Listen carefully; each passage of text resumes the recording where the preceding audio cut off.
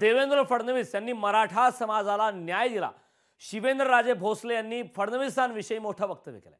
उद्या मनोज जरांगे पाटील सातारा दौऱ्यावर आहेत। जरांगेंच्या दौऱ्याच्या पार्श्वभूमीवर शिवेंद्रराजेंनी हे वक्तव्य केलंय।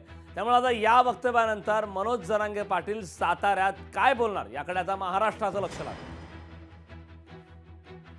राजकारणाचा विषय आला की लोक वेगवेगळे लगेच जाती धर्माचे हे लावतात आणि वेगवेगळे त्याला म्हणजे वेगळ्या चष्म्यातनं बघण्याचं किंवा आपल्या पुढे वेगळ्या एका दृष्टिकोनातनं मांडण्याचा प्रयत्न करतात। पण वस्तुस्थिती ती नाहीये।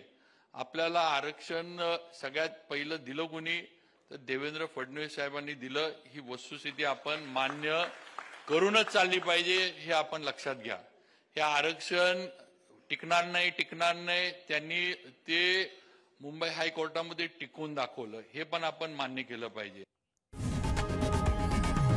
लोकशाही मराठी ऐका, पहा, जागरूक रहा।